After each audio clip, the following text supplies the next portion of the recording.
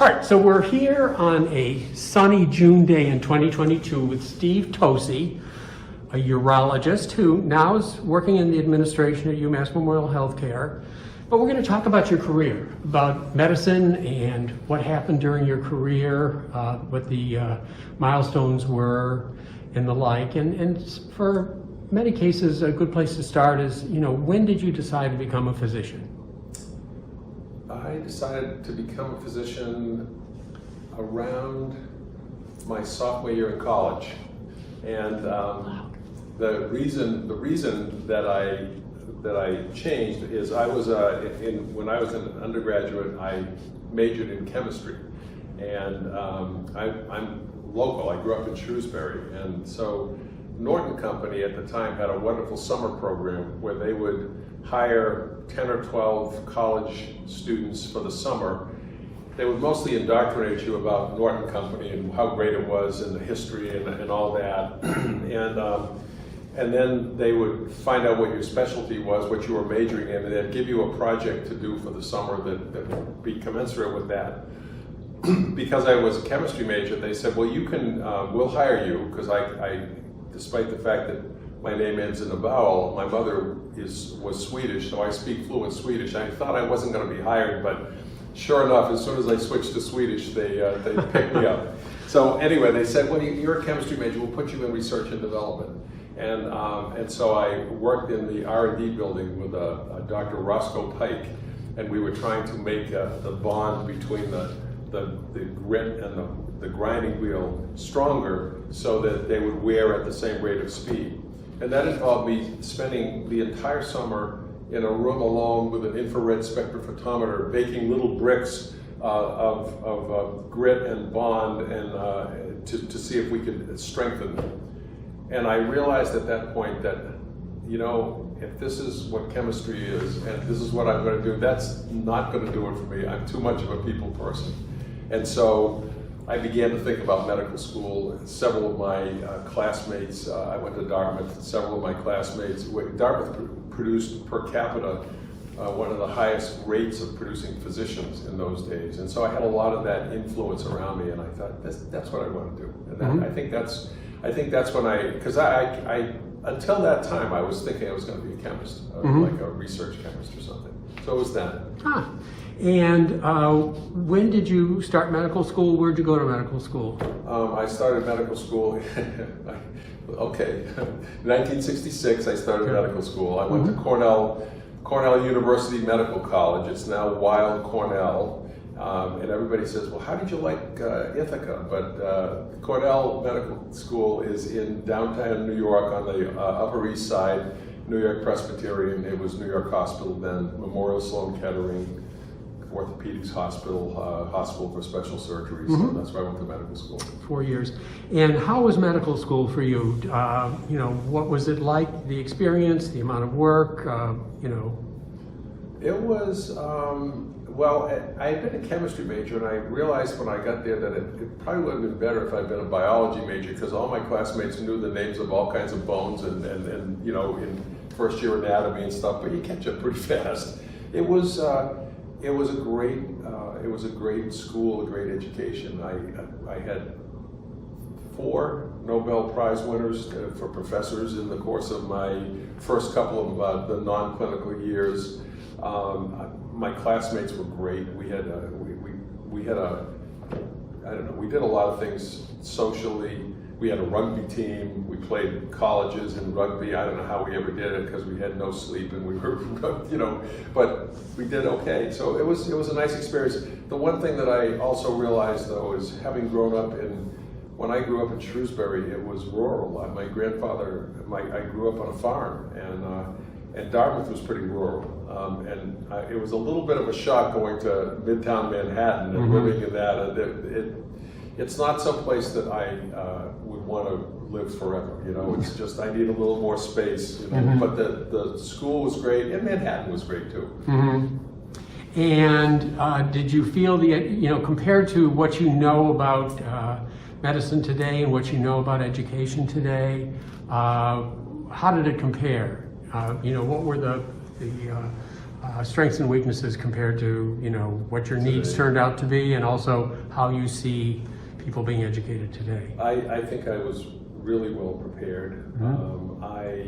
They were doing cutting edge things there. I remember I was very interested in infectious disease, so I did an infectious disease rotation at Memorial Sloan Kettering with Donald Armstrong, and they weren't treating strep throats. They were treating pneumocystis, actinomycosis, things of that sort. And I remember that gentamicin had just come out, and we were using IV gentamicin. And when I decided I wanted to go back to Dartmouth for my residency, when I got up there, I was going to treat a patient with IV gentamicin, and the infectious disease doctor said, "You can't do that. It's not approved for IV use." I'm like, "Listen, it's fine. we can do that." So I was well prepared, and I enjoyed the education I got. We were doing Seawalls and Lilley was doing heart transplants when there were 3 places in the world: Donald Shumway, and then Christian Barnard in South Africa. So it was pretty exciting to be doing that.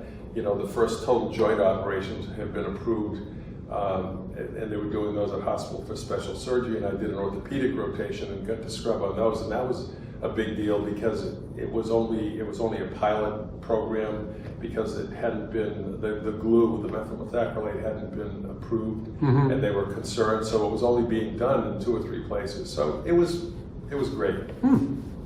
And what led you to going into urology? Well, that's an interesting story. So I actually, it was during Vietnam, and for those of us who were around at that time, when you were accepted into a residency program, they had to know when you would be drafted, when you would be taken.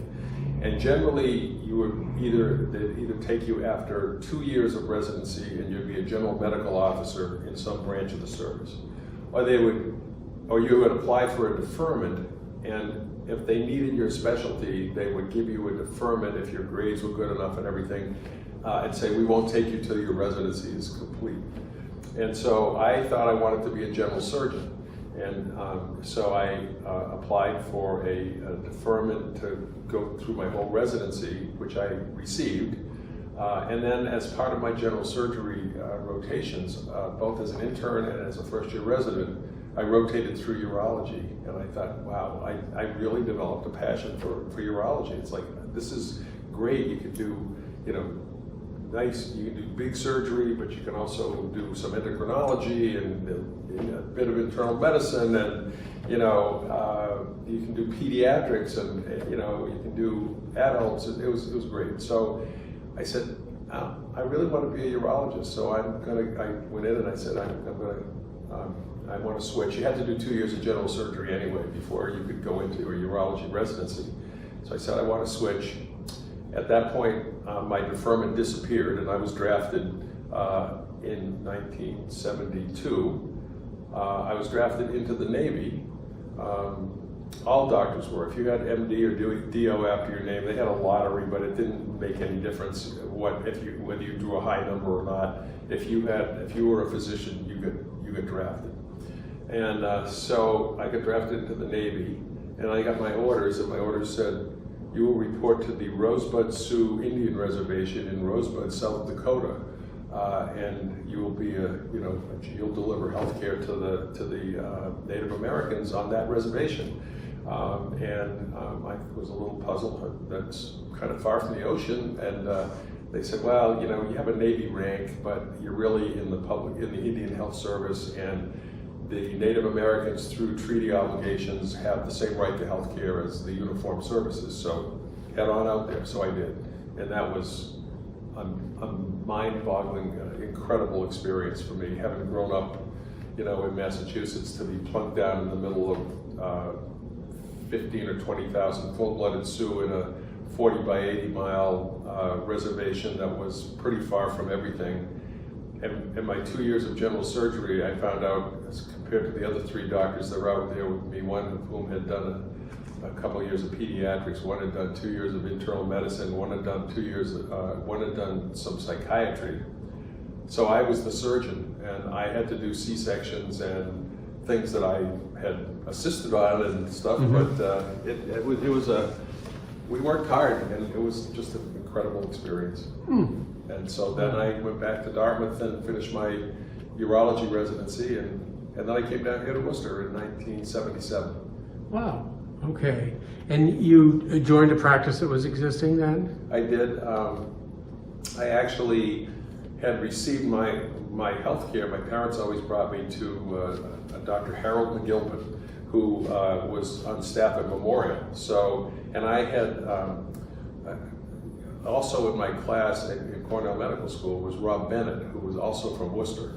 And he and I would travel, and Rob had a car, I didn't. And we would travel back and forth on holidays and stuff, and became fast friends, and our families got to know each other and everything, and it was great. So it was, Rob's father was the chief of OBGYN at Memorial, and he got us jobs in the summer as OR techs at Memorial. So we got a quick intro, and then we were passing instruments, and I think that's probably what made us both want to go into surgery. I mean, it was that experience. So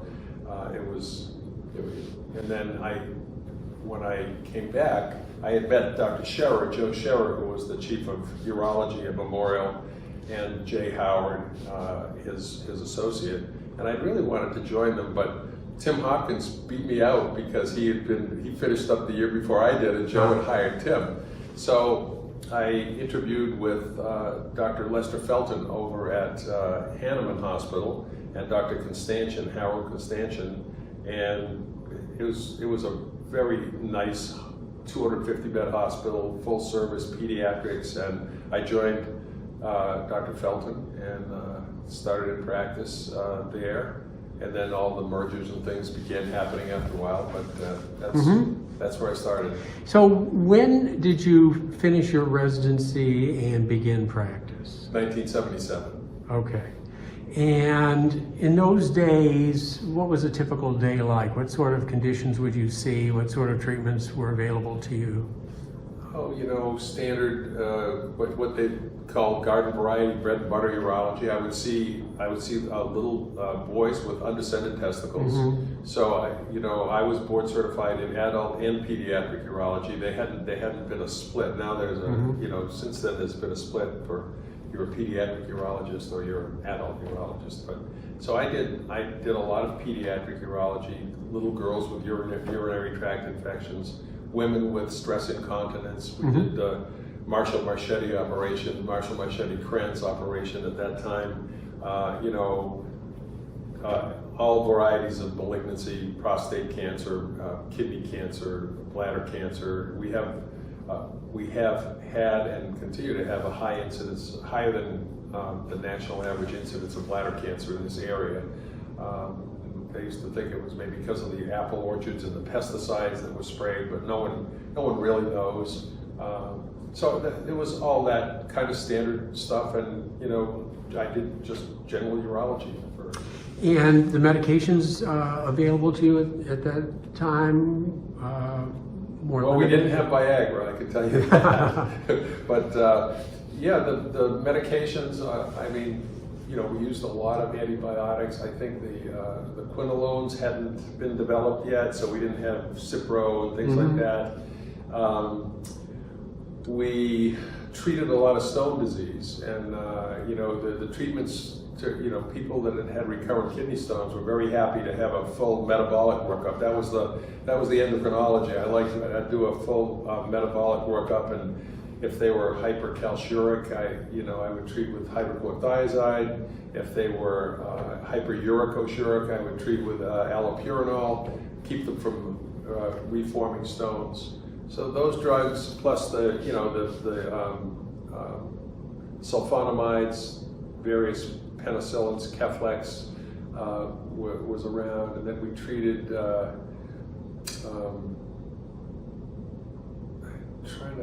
Those were kind of the standard. And in those days, ultrasound was not available It was in just, neurology? It was just available. Just It was becoming. Just available, yep. And we would do ultrasound, and then if we would ultrasound kidneys, and if they would see a mass with the ultrasound, and the only way to differentiate, to tell if it was malignant, was to do an arteriogram. So they'd have a renal arteriogram, and there would be a vascular blush that would confirm that, in fact, this was hypervascular, and therefore most likely a malignancy. And then of course later on CAT scans came along, and I can remember the first CAT scan was at the university.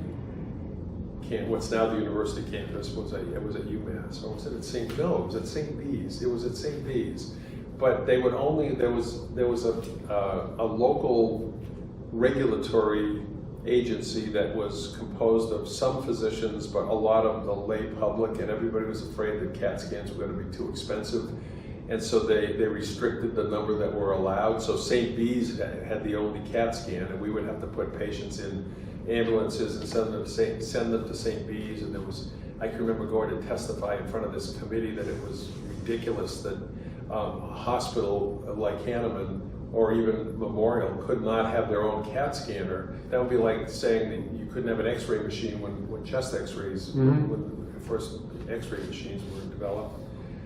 There was a lady, I won't mention her name, I remember it though very clearly. She was a friend of my mother's from Shrewsbury, and she came up to me and told me that I was quite arrogant to demand a CAT scan for Hahnemann Hospital and Memorial Hospital, and that I wasn't cognizant of the cost that I would be the excessive cost I'd be unleashing. But it was an interesting time. And it's fair to say that you entered medical school in the 60s, and the issue of the cost of health care has been with you your entire career. Oh, absolutely. And they thought they could ration it by limiting CAT scans. Yeah, the determination of need kind of thing, where they would restrict the number of facilities or equipment. But the amazing thing was when I started, I think there were 8 hospitals in Worcester, and the Dr. Felton was concerned that I might not have enough to do, so he had me apply to the medical staff of all of those hospitals. And of course, we had pagers, but we didn't have cell phones, and so you got to know where every payphone was. And Holden Hospital was open, and there was a urologist who had been primarily based at City, but also went out to Holden, who was tragically killed in a car accident a week before I started. And so my wife and I moved to my wife-to-be and I, eventually we ended up in Grafton.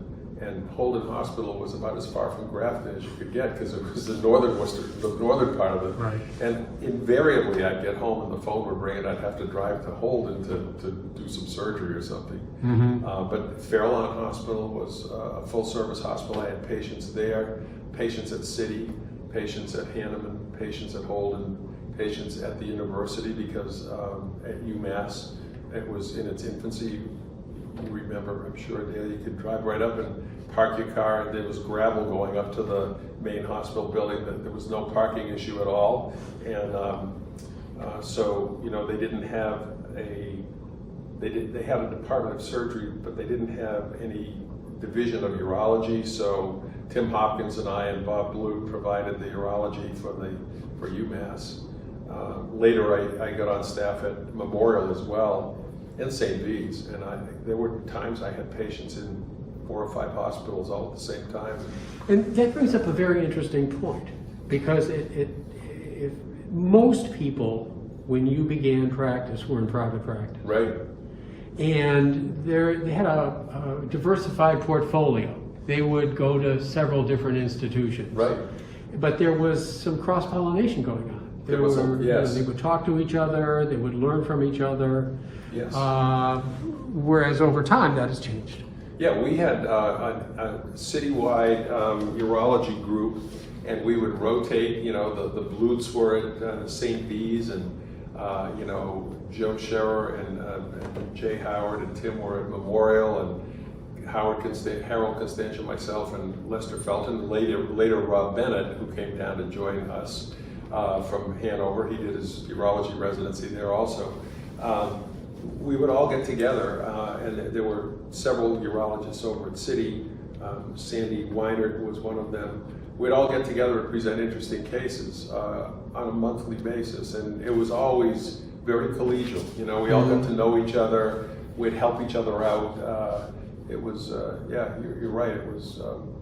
And these meetings, these conferences, the origin was really interest and commitment to learning. Absolutely. The requirements of the Board of Registration as far as acquiring CME credits and the like weren't in force in those days. Correct. And so the driver here was your own personal improvement and the improvement of your practice. Absolutely, absolutely, and we all learned from each other. And I can remember Joe Scherer developed a unique, the coagulant pyelolithotomy, where sometimes people would have multiple kidney stones up in the calyces of the kidney that were hard to get to, and you couldn't see them. We didn't have ureteroscopes and nephroscopes and things like that in those days.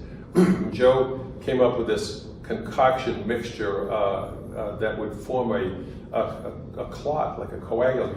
You'd put thrombin and plasma and into the renal pelvis, and then clamp it below it so it would expand into the renal pelvis. Then you could open it and pull it out, and the stones would be embedded like raisins in this coagulum. And it was developed right here at Memorial, and was all the rage for a while. Then there were a couple of reports of complications. I think people injected the mixture too forcefully into the renal pelvis. But it was stuff like that we learned, and we'd all we'd go back and forth. We'd assist one another sometimes in different hospitals, because we didn't have, we briefly had a urology residency. Harold Constantian was the chief of urology at UMass, and then that only lasted for a couple of years until several years later when we actually got the first residency.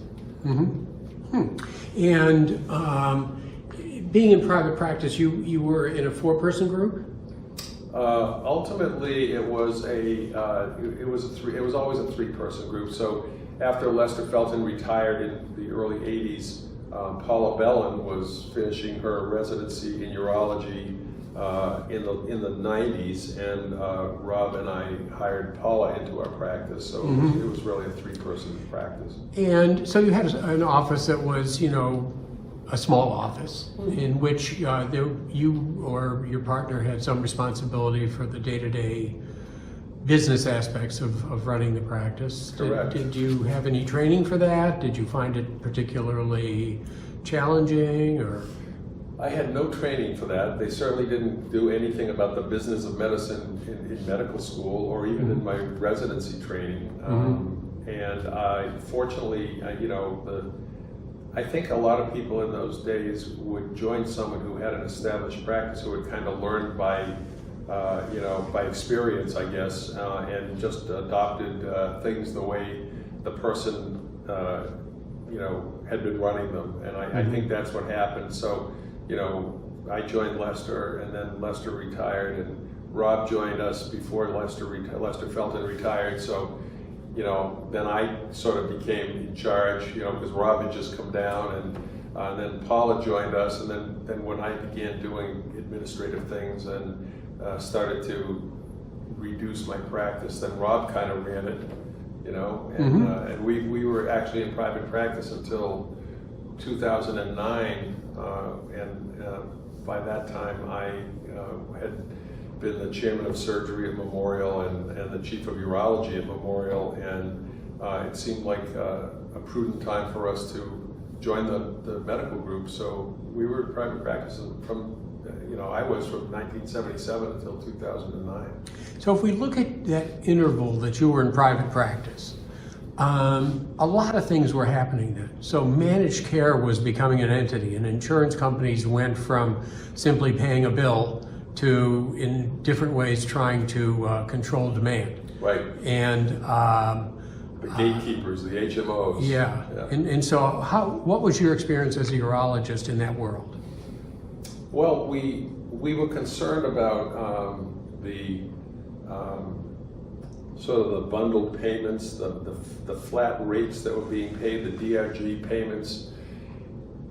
we were concerned that because there were certain aspects of the payment that were earmarked for the hospital, for the PCP, for, you know, and it made us nervous that is there going to be anything left from that flat DRG payment for us? Mm-hmm. And so those were our fears, but they didn't Didn't come to fruition. come to fruition. And so the diagnosis-related groups, I think, indicate that during the 80s and 90s, a lot of experimentation with payment and approval was going on. And although in order to get a drug on the market, one has to go through a certain protocol to make sure that something is safe and effective, when it comes to experimenting with the delivery of healthcare, there wasn't an FDA for that. And so a lot of things that seemed like a good idea were being tried, and many of them started with Medicare, which was the biggest payer out there and kind of the leader of things. And so one of those things was these bundled payments that you refer to. And then also in the mix is pre-approvals, where attempts were made to sort of scrutinize and control entry into various procedures or the like. Do you have an experience with that at all? Yeah, I mean, we had to get authorization and pre-approval for operative procedures, and then I can remember there was a time that there was Milliman and Robertson had a book that said a patient who has had a radical prostatectomy should be discharged in, I don't know, 3 days. I mean, that's certainly true now and even less time than that. But in those days where everything was done open, not robotically, not through ports, not laparoscopically, I can remember saying, well, you tell Mr. Milliman or Mr. Robertson to come here and let me do a radical prostatectomy on them and ask them if they feel like they're ready to go home in 3 days. Uh-huh. So yes, we encountered that, and you begin to say, you know, who are these people that are telling us we're the doctors, we're the ones that are supposed to decide when it's safe to send a patient home. Now we learned and have learned, especially as things have switched to more ambulatory. I mean, I told you that I had the good fortune to be able to scrub in as a medical student on the first total hip replacements at hospital for special surgery. And I remember those operations were 6 hours, and the patient was in the hospital for a long time. I can't tell you exactly how long, but it was weeks. It was a couple of weeks. Right. My wife recently had her hip replaced in the ambulatory surgery center in a 2-hour procedure, and I got called and said, okay, you can come get her, she'll be ready to go home by noon. It's like, wow. So we learned that the way we did things in the 70s and 80s and probably early 90s, we could do better, and we have. But when you're in it, it seems like, why are people telling us what to do when we're trained to do what we think is the best? They give you that, but they really don't give you everything that leads up to it. I mean, correct. The operation your wife underwent was much different than what was being done in the 80s. Right. And so, yeah, excellent point. And I think that the atmosphere was sort of antagonistic between physicians in practice and many of the managed care companies at that point.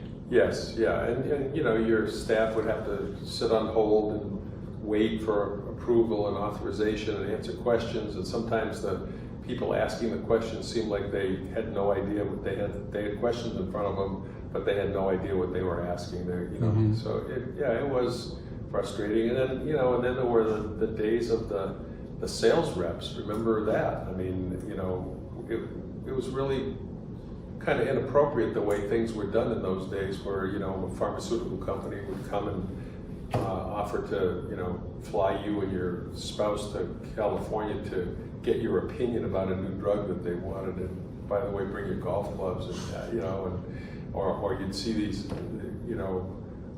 drug reps struggling in a door with a tray of 50 sandwiches to bring to your office. Mm-hmm. There were those things going on then too that have, I think, changed appropriately to be better balanced. Mm-hmm. Mm-hmm. Yeah, and so just getting back to the 80s and 90s sort of space, from a surgical and medical point of view, what things stick out as real advances from your perspective? Well, obviously the development of laparoscopic surgery, and then subsequently the development of robotic surgery. Certainly the development of CT scanning and MRIs, you know, where we would be able to know with absolute certainty that this is a solid tumor that enhances versus this is a cyst, and we know exactly how thick the wall of the cyst is, and you know, it just, the advances were dramatic, not only in the medications. I mean, we sort of mentioned Viagra, but that was, you know, from a urologic perspective, that was a pretty significant breakthrough. And the way it happened was they thought they were developing an antihypertensive, and they had a pilot study going, and they found that none of the men that had gone on the pilot study would give the drug back because it didn't work very well for hypertension. But you know, you know, I mean, things like that were breakthroughs, and you know, the newer antibiotics. I mean, the aminoglycosides, the Cipro and the quinolones, and the third, fourth generation cephalosporins with the different spectrum of activity they had. Imipenem, all of those things. Sure. You know, there was so many. I think that the pace of change of medicine was very rapid. But one of the things that has bothered me is that when we were in medical school, we spent a lot of time on physical diagnosis, listening to heart sounds, you know, and as a urologist, we were always trained to, you know, be able to see if a bladder was distended, and percuss and listen for dullness and feel the mass. And to some extent, it seemed that the CAT scan subsequently eventually became the physical exam. Mm-hmm. I'd get called for a consult to see a patient who was in urinary retention, and I always hoped that, you know, that it was detected by physical exam, and sometimes it was, but more often than not, it was detected because the patient was sent for a CAT scan, and the reading was that. So I think, you know, we've taken some steps back,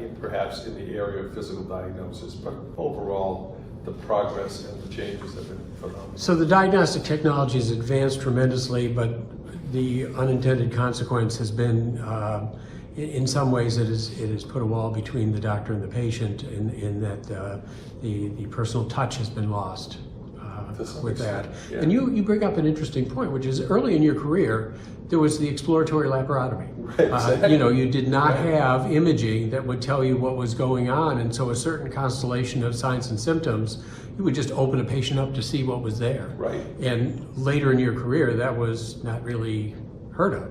Exactly, it's virtually unheard of these days. You know, but you're right, and that was definitely true, and that was the norm. It was the standard of care, you know, because we didn't have the imaging abilities that we have. But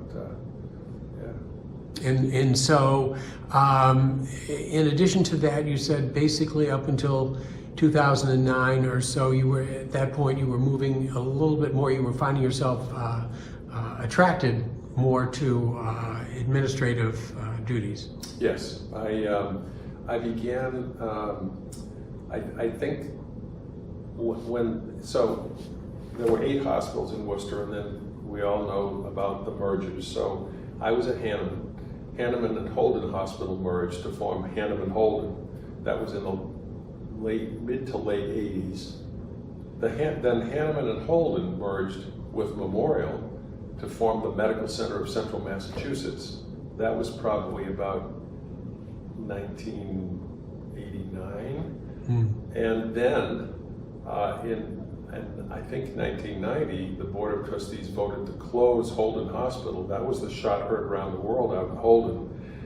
There was the community was a tight-knit community, and Holden Hospital was an excellent but small hospital. But from a financial standpoint, it needed to be closed, I guess. And then, so after when Hahnemann merged with Memorial, I became the chief of urology at the Medical Center of Central Massachusetts. But you know, the good camaraderie that we had in those conferences, we already all knew each other. So the three of us, you know, Bennett, Tosi, and at the time Felton and Scherer, Howard, and Hopkins, we all kind of got together, and then Mike Woland was added to that group as Joe Scherer retired, and we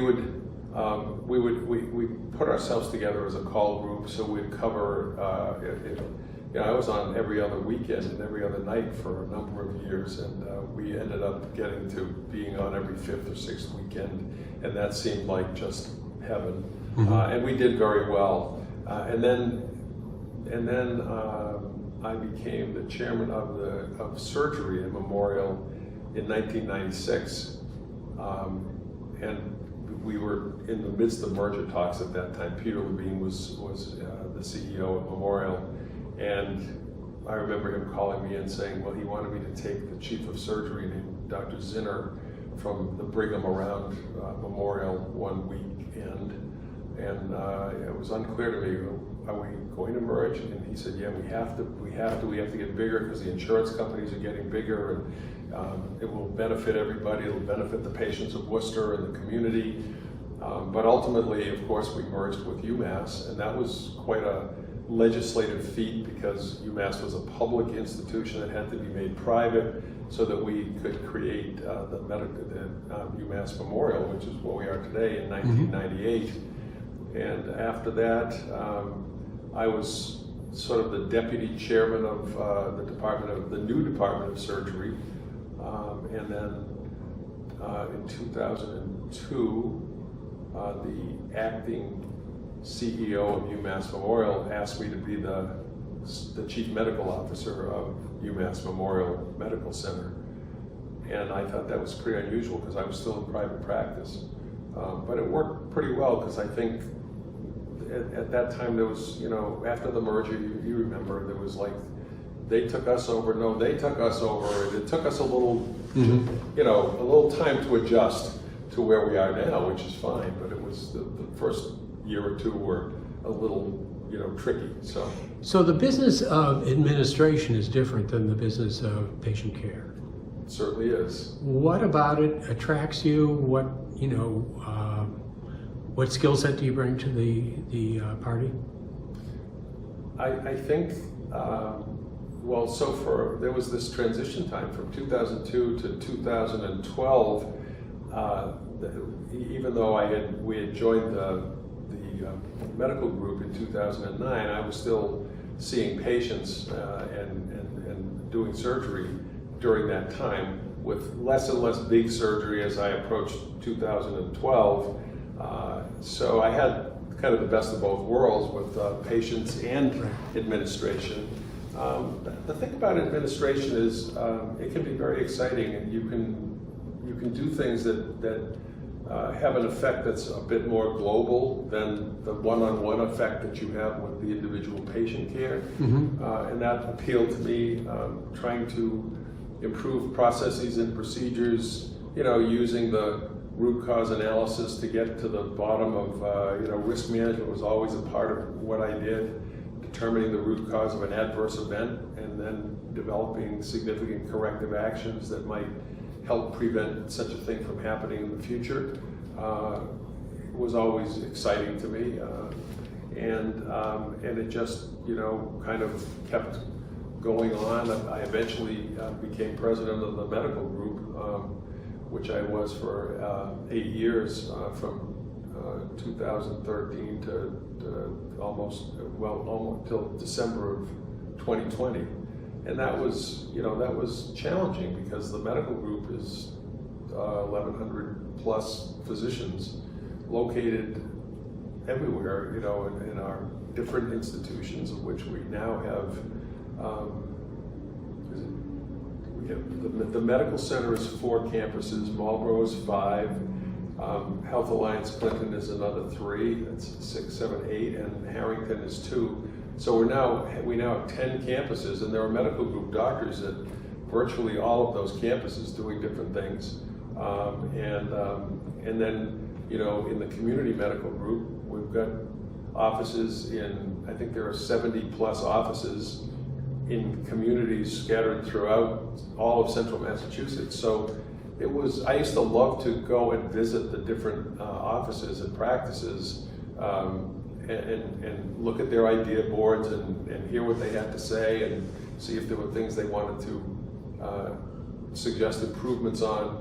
But you can imagine it became rather daunting when it got to be 70 offices and 10 campuses. But, I enjoyed it. I've enjoyed both the clinical work I had got to do in my many years of doing that, and I've enjoyed the administrative work and the people I work with. My family here at Biotech we're like a family. It's a great group of colleagues, and Dr. Dixon has done a phenomenal job as a CEO. He's done great things for the medical center, for the healthcare system, put us on the map. He's been president of the Mass Hospital Association and opened under his leadership, opened the DCU Field Hospital to manage the 1,000 patients that we took care of with COVID there, and he walks the walk, and he's to see us on TV and the attention that UMass Memorial has gotten, I think has been that part's been rewarding too, to be part of that team. You're part of an organization you're proud of. Yep. So basically, you've gone from a small office in private practice to, the top of the pyramid in an extraordinarily large organization. And it seems that you were in an office where you could see a problem and fix a problem, maybe one person between you and the solution. Right. And now you're in an organization where the whole thing is a little more challenging. It's an interesting switch. It's an interesting evolution. It is. You're a surgeon. Right. Surgeons like to point and shoot. Yeah, we like to fix things. Yes. And so how does surgery prepare you for where you are now, and what are the challenges to where you are now, just from a point of view of the instinct to fix things versus the complexity of an organization? Well, I think you have to sharpen your communication skills, because there's a lot of consensus building. You have to make sure that, if you're trying to affect a change or make an improvement, that everybody understands that it is an improvement, or hopefully they do. And you have to build consensus and include large groups of people to develop larger groups of people to develop a decision sometimes. So you have to learn that it's not, okay, we're going to fix this tomorrow and fix it the way you do with an operative procedure. And you have to learn to tolerate the time that it takes to develop what it is you're trying to do. And it doesn't always succeed. And sometimes you find that perhaps your initial thoughts at how to fix something really aren't the way to do it. You have to be a good communicator, but you also have to listen to others. And we've got a lot of really expert people, in administration who really know their stuff, and you have to also be able to change your mind and go off in a different direction if that's what's necessary, based on your consultations and collaborations. So it's a tough job. Yeah, but it's fun. It's challenging. I mean, I enjoy it, and I always have, and it's just sort of part of what you do. Eric Dixon has said, when they were talking to him about putting up the DCU Center and dealing, other places said we're going to put up field hospitals, but I don't think any of them ever had anybody get into the field hospitals. Ours was like booming and was put up in record time. I'm just using that as one example, and I remember them interviewing Eric, and He said, I'm an emergency room physician. I thrive on chaos. This is what we do, you know? And you know, so it's kind of like, I like the challenges that come along with administration, because it is a problem sometimes that you need to fix, or something you need to make better. And if you feel you've done that, you know, it's very rewarding. So we've gone from a dispersed cottage industry in medicine to a increasingly consolidated, larger organization, excuse me, approach to the industry of healthcare. And I'm wondering where you see the evolution moving. You know, the big push for the past 20 years has been consolidation. Right. But we're down to kind of a bare minimum on that. And I wonder where you see the evolution going for the next best way to provide healthcare. That's a tough one. You know, certainly we all know that the old private practice model is becoming less and less common. And I think that the medical education, I think that medical students and residents emerge from residencies and fellowships not really thinking along the lines of I'm going to go into private practice, at least around the more major urban areas on the coast. You know, as I said, I spent time in South Dakota, and the model may be different there. So that certainly is something that is not going to grow. It's going to, in my estimation, continue to dwindle, the private practice aspect of medicine. I think that some of the evolution may evolve to a UPMC type of model where the healthcare delivery system is also the healthcare payer. So, you know, maybe an all-inclusive model where you have a health plan. You have a health plan, and your health plan pays the rates and for the care that you give in your clinical care in your institutions. I think there's probably going to be a move in that direction. I think that you know, there's a feeling that it would reduce the overhead cost of insurance and allow a reduction in overall healthcare costs, having that kind of a model. But that requires a lot of, it may be geography. I also see, you know, one of my other jobs is I'm the medical director of our captive medical malpractice insurance company. And in that company are not only all of our employed physicians, but some of our voluntary attending physicians who are still in private practice, but who we know to be, you know, good colleagues and practice good medicine, and so they're also insured by us. And I think that there'll be more and more movement in that direction. I think more and more, even smaller institutions are going to be having their own captive insurance companies, so that commercial malpractice insurance will be less common as well. So you're saying basically the suppliers have consolidated and the insurers have consolidated as well. Right. But, you know, classically, insurers are in the business of dealing with risk, and yet the payment models have evolved to the point where they've passed risk over to the providers of healthcare. And, you know, perhaps a natural evolution there is if the risk is moving to the providers, then the insurer becomes, in some ways, an unnecessary intermediary. Right, right. Okay, that's interesting. Excellent. All right. Well, we've covered an awful lot. We have. You know, we talked about your choice of medicine, and we've gotten ourselves through the technology of medicine, the advances in healthcare delivery, your own personal evolution into from a surgeon and clinician into someone in management and administration. Are there any other things that you'd like to chat about today that we haven't covered so far? I don't think so, Dale. It's been you're a great interviewer because you really just made it flow along. It was very easy to talk to you. And I Yeah, appreciate great that. conversation. Well, I appreciate you taking the time with us today, and thank you for taking the time and talking to us. Very welcome. Thank you.